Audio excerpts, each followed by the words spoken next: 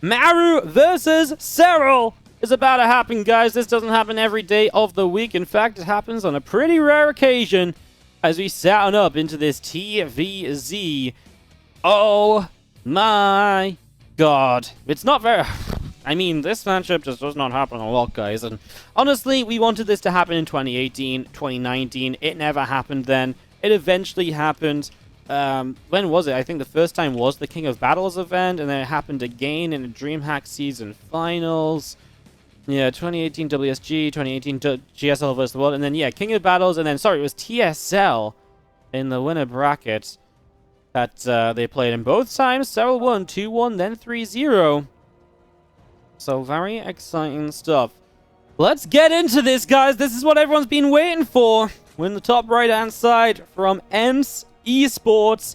Our red Zerg player is going to be SERRAL. And they just changed the position of the camera just as I introduce this. In the bottom left, our blue Terran is MARU. Do we really need any introduction for these guys? No, not really. I have no idea what to expect here, guys. MARU's been looking good lately. Yes, he absolutely has been. SERRAL, worst performance in a very long time in DreamHack. Mostly in ZvZ, though. You know, ZvZ not seeming to be his matchup right now. He said he felt like he was in his best shape in a long time going into DreamHack. It just didn't work out because of ZvZ. Maybe for ZVT, maybe he's feeling good. He's been getting a practice against Clem. He's been hammering home the games, probably getting hammered a little bit himself, because that's what Clem does to people. I mean, if there's ever been a time for, players in Europe to actually be prepared to play against Korean Terran players, now would probably be the time, because Clem is actually good. There is finally a top-level Terran player for you guys to practice against. So, all these times where Showtime has been saying, oh, there's like no one to practice with because none of them are as good as Korean Terrans, they don't play in the same way, Clem really kind of does, So, yeah. It's, maybe best case scenario. We even have the player cams today. I love it. I mean, it's just a background of trophies. Apparently, MARU has an Among Us toy as well, which is... Can you guys imagine MARU playing Among Us? Like, for some reason, to me, that's just impossible to imagine. I don't know, like, to me, MARU's just the kind of guy that just plays Starcraft, he gets the job done, he practices, and he just gets on about his life otherwise. He leaves the computer, and that's just him for the day. Maybe not. Look at all those trophies in the background, though, man. I mean, if that ain't a bit of a, subtle camera flex, I don't know what is. I mean, yeah, SERRAL has a couple, a good few as well. These guys and their trophies, huh? Alright, we get it. You guys have won some things. Jeez. Alright, well, as we get this one underway, the Reaper does get turned around from the front. It's a triple command center coming up from MARU. So already here on 2000 Atmospheres, one of the larger maps, we are starting to see a bit of a setup for what could very well be a bit of a longer game. MARU not looking to do anything too aggressive or too crazy early on.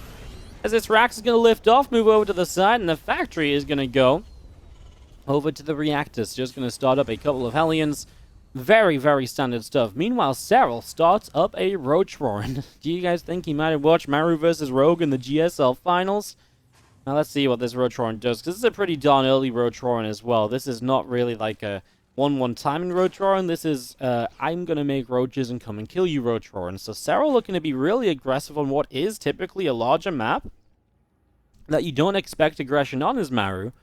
And hence, maybe he will get punished for this greed, because Hellions and a Viking, none of that is going to aid with this, with this defense against the Roaches. Not in a really good way, at least, right? Out of all the things you could build, a couple Hellions and a Viking really is probably the absolute bottom of the ladder in terms of what you would actually like to have in this kind of situation. Plenty of Roaches are coming up. This is best of 3, guys. Group B, first matchup in the NetEase Esports X Tournament 2021 Season 1 SC2 Masters. Huge prize pool for this one. ESL points on the line as well. The other players in this group, MaxPax and Zest, they'll play the second best of 3 of today. As Roaches are found, so MARU knows about it. Let's see what his defense can look like. If there's ever anybody that can pull off really amazing defense with very minimal units, oftentimes is MARU. Double bunker at the front. Hellions are going to go and just check these units are still coming through. But, I mean, this is not looking good at all. Hellions are blocking the engineering bay. Obviously, any amount of extra health to buy extra time would be nice there. MARU going to pull the SCVs already as the Hellions start to go down. Serral just in this natural expansion. Bunkers will not get to go up. However, there is a Liberator and there's 0 Ravagers. Where's the Lib want to siege? I think that's too far back. Roaches are going to push up. There's a ramp. A couple shots will go down. SCVs are going to pull. And with the Viking landing and the Liberator re-sieging, this is actually going to be a cleanup from MARU. Only 4 SCVs lost. Wow. I mean, 4 SCVs, 6 Hellions, then a couple of Marines. He lost the engineering bay that he built at the wall. Doesn't have to finish the bunkers. Can cancel those. I mean, obviously Serral is drawn in behind this. This is not a big all-in the sense of there's a follow-up attack, there's follow-up units. It's just a lot of units, you know, it's a surge of roaches into drones. So he's already on an amazing worker count, and 4 workers in a worker pool is probably pretty good because you also clean out the Hellions. I think that's great because you get rid of all the map control. So MARU will now have a lot of trouble in, attempting to try and spread creep tumors around the map and stopping that from happening, containing that. And Serral just says, right, well, let's play 1-1 roaches. The next step for MARU, if he realizes that Serral continues with roach play, siege tanks. Siege tanks and more freaking siege tanks. Sorry, is the game sound low, guys? I'll turn it up a little bit. Hopefully that's a little bit better for you guys. Sorry, I think, yeah, I think it's just lower on the clean feed side than it is on my side usually today. So, turn it up a little bit. Let me know if it needs to go up a little more or anything like that. I just upped it a little bit. I think it does sound a bit better now. I hear it as well. So thanks for pointing it out. Again, it's always difficult to know what the clean feed volume is going to be like, you know. Anyways, back into the game. Like I say, it needs to be siege tanks from MARU, and he does start that production as Serral goes straight into 1-1 roaches. The one thing about this third base is you can have tanks defend from the high ground, so I think that's probably going to be pretty good. I think that's going to be essential here, because tanks on the low ground, you can sweep into this base pretty easily. So MARU already going to start positioning the tanks on the high ground. I think that's absolutely necessary. I was just going to see this Liberator sieging up, just going to unsiege and back away once again. And Serral gets a few more shots off on this Liberator. So a little bit of harassment. I mean, nice harassment, but not really anything that's going to continue through too heavily. Spore just keeps on relocating. The Vikings kind of stuck on low HP. And Serral is kind of readying up for this attack. When 1-1 upgrades hit, he wants to be ready to dive straight onto this. Now, MARU is going to drop, and that might cause some issues for Serral. He doesn't have a lot of drop defense. He will just have to split Roaches and Ravages back to go and deal with that. So let's see what can be done. As our SCVs mining away pretty comfortably. I mean, Serral's going to run in basically right now. There's not a lot of immediate defense on the third. And the drops, the Marines are across the map. And honestly, that's a lot of MARU's army supply, which is across the map right now. 1-1 upgrades do finish on both sides as Serral will sit at the front. He just ate a massive tank shot. Those Biles, I thought the Biles were actually on the depot, but that was it just burning down. Biles were on the engineering bays, which have finished upgrading anyway. But did this attack on the other side just get pushed back, or did he just lift up and bring it back? We've obviously not looked at it in a while. Biles go down. Only one siege tank sieged in range at the moment. Serral's going to back it up, just contend. 10 SCVs taking down the wall off. Doesn't need to go for the kill just yet. Taking his time about this and just going to go forward once again now. Corrosive Biles on the tank high ground. He took a lot of shots off that tank, though. Now these Marines getting on top of the Roach Ravager. Serral going to keep on trading out here. The Medivacs doing what they can to keep Marines healthy. Additional Roaches showing up, though, and Serral will continue this attack. Doesn't look as though he's going to be in too much trouble here, as a Corrosive Bile just about misses out on that Viking. Another couple Biles coming through. This time going to land maybe on the Marines. They will stem forward to fight, but you're going to need Biles on that Overseer. However, I don't think there's... I say Overseer because I'm thinking there needs to be an Overseer. You need Biles on that Siege Tank on the high ground. He doesn't have the vision for it, though, and as he runs forward now, he will be taking some tank shots, and he's going to go up the ramp to try and get the Biles that he needs. He's going to Bile the ramp to try and make way. If nothing else, Serral's going to kill a ton of workers. I think that's the issue, that even just killing off a bunch of workers here is probably going to be good enough, guys. So, yeah, looking pretty good for Serral. Sorry, for some reason we've got the unit tab open and they're not putting it back to production tab again. I am casting off a clean feed. I cannot control the game, guys, so we're just looking at the unit tab here. No production tab for us, I'm sorry. I don't know what it is, but sometimes this seems to happen here where I think they're not actually observing on this PC. They just put the observer's camera on this because there's no mouse movements, right? And then somehow they then hit a button, which is not that great, and everything else goes on a little bit crazy as well. Serral's going to continue through with this Roach Ravager force, trying to push through and see what can be done. A couple of Biles going to miss off as well. We're just going to be seeing now Marines are going to unload and stim forward over on this right-hand side. So a little bit of a counter-attack coming through, but Serral is still knocking at the front door as he's just going to go on in, and I just don't know if MARU really holds this off. The Biles are very slow to come down on the siege tanks, though, and it's not a pretty fight here at all for Serral. He'll continue through once again. A few more Biles. Another siege tank goes down. Marauders are in some trouble. SCVs are in some trouble. MARU is really looking as though he doesn't have much left. GG is called, and Serral is going to take game number 1. Oxide for map number 2 here between Serral and MARU.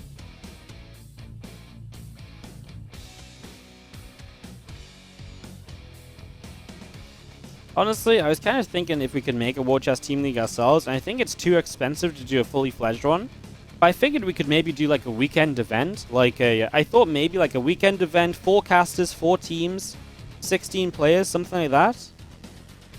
Like, I don't know if it would be as exciting. But yeah, I think it'd be pretty cool. I don't know, like, if we could get like $10,000 together for it. I mean, it's not cheap, but yeah, I don't know if it'd be good or it'd just be like a knockoff so no one would care, you know? Alright, MARU vs Serral game number 2. We split screen to start us off.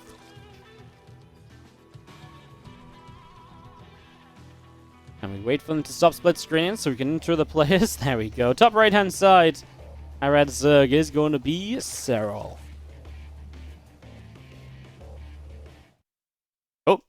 And apparently there's no game sound on this PC, which is on MARU's base in the bottom left-hand side. Please don't say we're going to stick to this one, though. Oh, we're good. We switched it back up. What's the main on? Thank you for the 54-month resub. And just as Game 2 starts, I'd just like to shout out everybody that's watching this one on YouTube, because you know I'd be crazy if I didn't upload this on YouTube. So, hope you guys are enjoying. If you are enjoying the cast and the games, hit that like button. Help this video be seen by more. And of course, subscribe to the channel for more awesome daily uploads of Starcraft 2 casts. Shout out to YouTube, even Base Trade TV's in here. That's how good MARU vs Serral is. It's bringing back casters from the dead. Oh my goodness. Incredible. Alright, game number 2. We kick this off with a bit of an Overlord scout. Kind of hoping we don't get roaches ending the game super early. I want to see like a 15-20 minute game. I want to see Ling, Bane, Muta, or Hydra versus the Bioforce, the attacks, the counterattacks.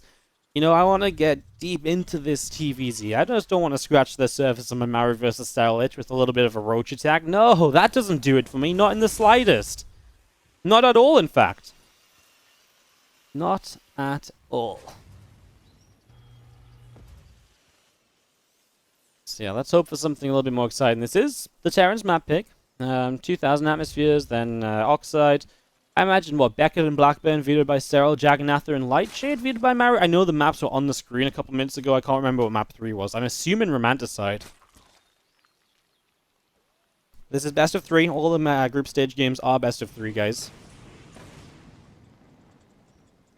As the Reaper shows up, so a little bit of Reaper harass to begin with. And once again, MARU gonna go for the triple CC opening, so not deterred from the last game at all. Gonna go for a similar opening to the last.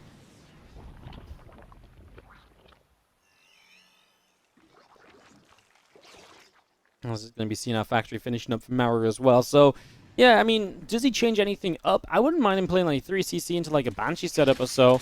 That's the kind of thing that really shuts down that previous game's plan from Serral, sorry, and gives MARU just a much easier way into the game. The thing is, though, now do you expect Serral to play, like, a second kind of, like, all-in or something?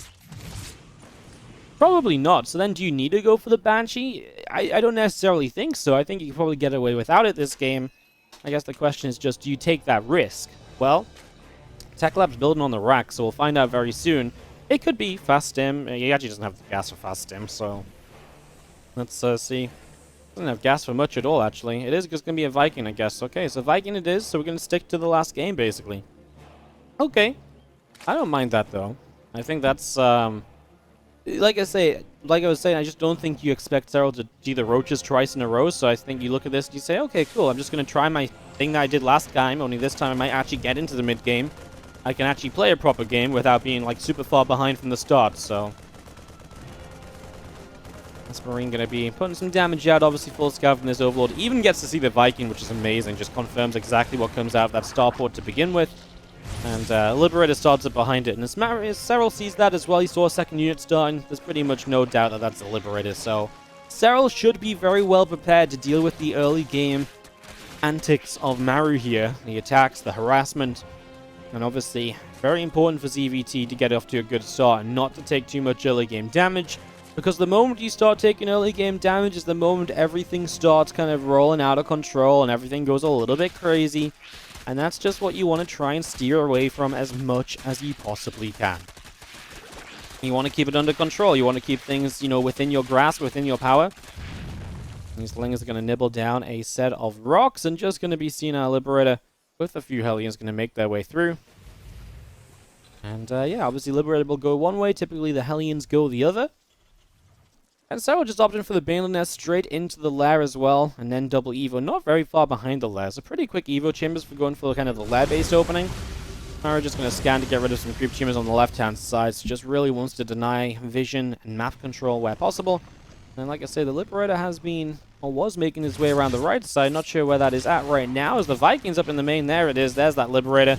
Sneaking through to the back corner of the map, but Spore's already burrowing as the Liberator is sieging. So Liberator's going to take a couple shots, and already took some shots on the way in. So it's already low HP, and the defense to begin with is perfect from Serral, who's going to go jumping on these Hellions, which want to dive from the mineral line. They're going to just make the play in, but Lings are going to clean these up with ease, and MARU, well, he is finally getting some drone kills. I guess the Liberator got a few shots off. Sporecrawler didn't respond, so that's the one thing that doesn't go great for Serral. And he ends up actually taking 10 drones of damage. The last couple of Hellion shots are putting in work at Transfusion to keep a drone alive. It's 11 kills at the end of it all, but you lost all of your Hellions. Now, don't get me wrong, 11 drones is nice, but 8 Hellions and the Liberator? It's a huge amount of early game investment, which is now just dead. You know, it's just not coming back. So, that's kind of crazy, right? I feel like that's kind of wild, as these few Lings are going to move up this ramp, try and fight a little bit, and a few Marines will unload behind this natural wall-off. Yeah, the thing is from Serral, you've killed everything that's a threat early in the game, so immediately now you can just drone. So yes, you lost 11 workers, but there's no reason for you not to just hold down the D key, and that's exactly what he's doing, and hence the 73 drones on the map. So it seems amazing, but then you got to think about the cost from the Terran. I just don't think 11 workers is really worthwhile, and to be honest, I feel like he was lucky to get the 11 workers. It was incredible micro and salvaging of the situation, because he was really on his way to have like 2, 3, 4 worker kills. And maybe if Serral had dealt with the Lib in the main just a little sooner, there still would have only been 4 or 5 worker kills, in which case it really wouldn't have been a scratch on Serral's economy in the slightest. So MARU really making something out of nothing there in the end.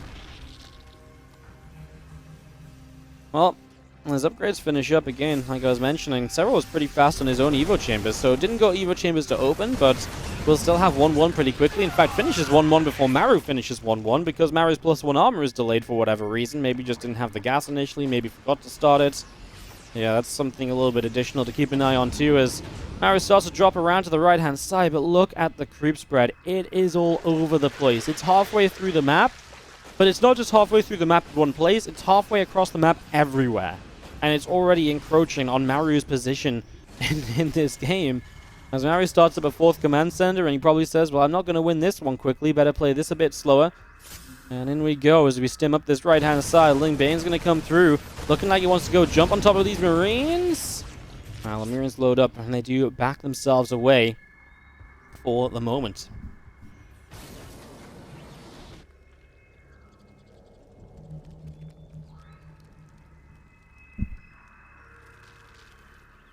Whereas the upgrades from MARU, that armory's still not done, not able to go into 2-2.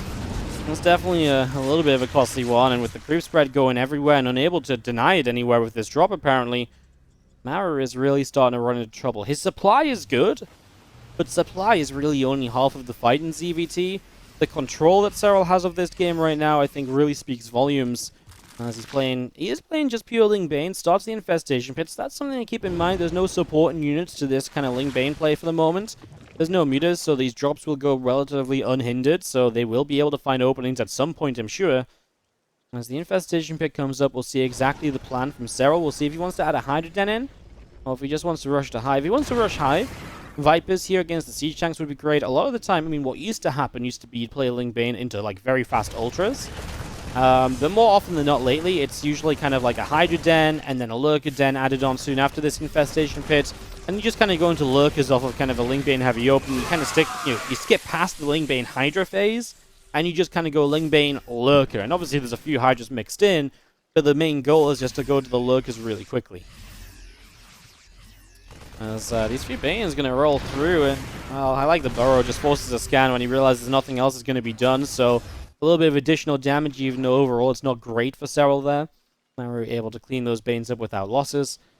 Yeah, it's just the Hive, so it looks like Serral will probably just go into... I would say a couple Vipers right away absolutely is good here, because there are tanks on the map. As he's actually going to launch an attack in over here. Well, a lot of the Widow Mines are just a little bit further back. A lot of these SCVs actually stuck to the left-hand side. Serral should be able to find a chunk of those. I'd be surprised if he didn't. They start to split up to minimize the damage taken. 15 workers go down. I mean, to be fair, it's a lot of Ling Bane lost, though, from Serral here, so don't think that this was just free damage done. It did cost him a good few units, as Hive is about to complete. Yeah, I think a couple Vipers, and on top of those Vipers, then just move into that Ultralisk Cavern right away. You've got to have something to support this Ling Bane eventually, and that most likely is going to be the Ultralisks. Starts a Lurker Den. I find the Lurker Den... when did the Hydra Den come down, actually? I guess I just missed that in production as I'm talking away. It actually is going to be the Lurker Den, which I obviously alluded to as being a possibility, so never mind the Ultras. I just thought the Hydra Den would have been up a bit sooner, because you can see now, right, the Hive is done.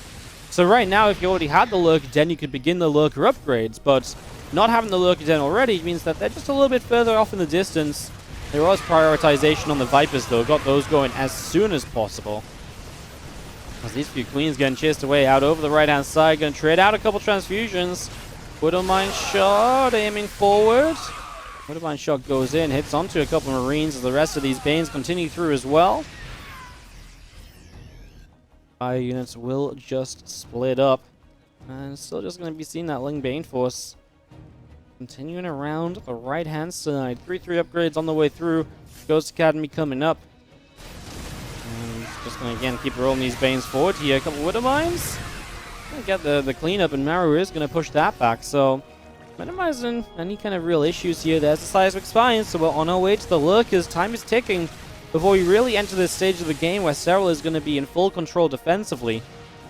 And once those Lurkers are up, it just becomes a much bigger problem for MARU to start pushing into Serral all of the time. So, definitely kind of heading in that direction.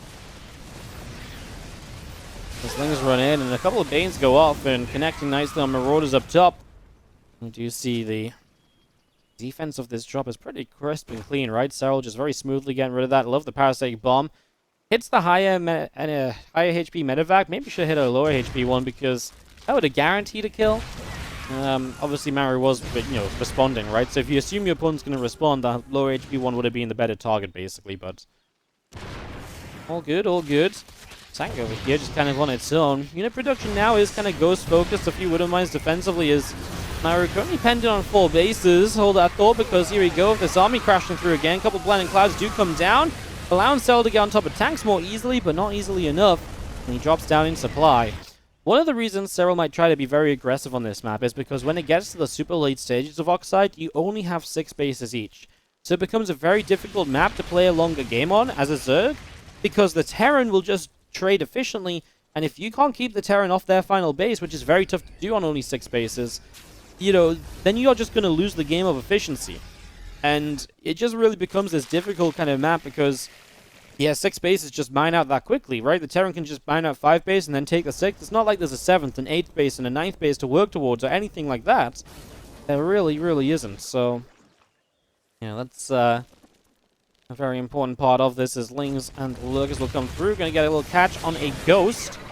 And the other Lurkers continue to burrow up. More Lurkers here going to burrow up as well. This is going to be seen few Lings going to go and grab that Planetary Fortress. A couple of Abducts come forward now. And they are going to be getting some Ghosts here. Some nice little Abducts, actually. Efficient Abducts. And that's what you want. Slow down this unit production. MARU with cleaning out this bottom base. MARU's now going to take the left side to try to get back to the 4 bases here. So let's see what he can do. As well, He loses 25 plus workers, but he's still on 70 SCVs, so it isn't that bad. Naturally, usually as a Terran, you kind of want a lower worker count because you're going to trade efficiently with a higher army. So, honestly, Serral might have done MARU a favor there by cleaning up a few SCVs. Of course, it means MARU will not build up a bank as quickly.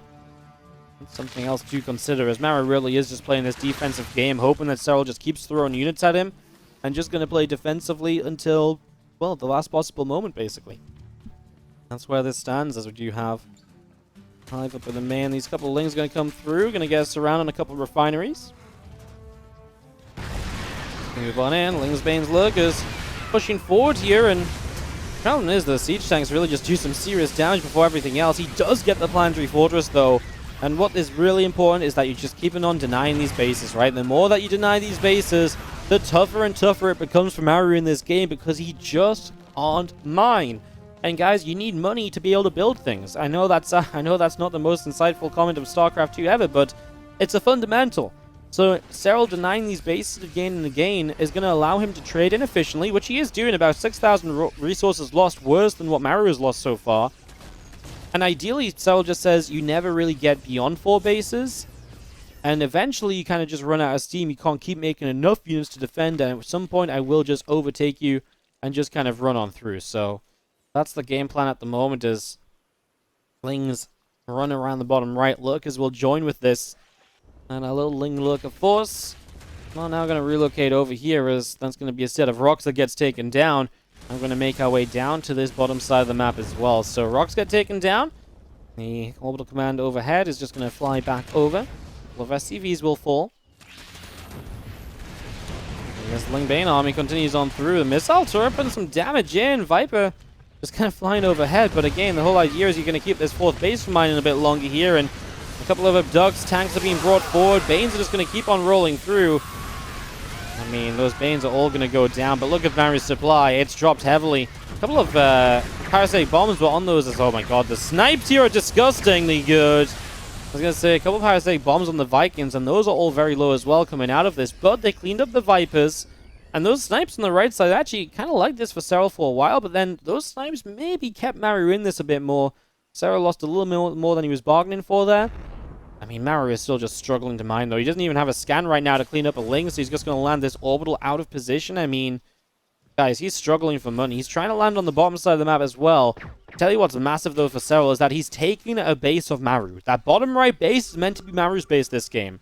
So if Serral mines from one of MARU's bases, never mind everything we said about efficiency and keeping a Terran off of a base, taking the base for yourself makes it almost impossible for the Terran to trade well enough that they're not just down a base in the game, they're essentially down 2 bases, because the Zerg will mine 7 bases and the Terran will mine 5. So this is really looking tougher and tougher for MARU here as a little bit of Ling Bane comes through. You know, this game really reminds me a lot of the other MARU games against Serral we saw last year as well, as hold that thought as Ling Bane crashes through, and this might be the final army really. One Overseer kind of staying alive, keeping the vision up to kill these ghosts. That is going to do it. GG, Serral 2-0. And he is going to come in with that victory. Very nicely done by Serral. Very well handled. GG's from Serral, and very, very well played. Just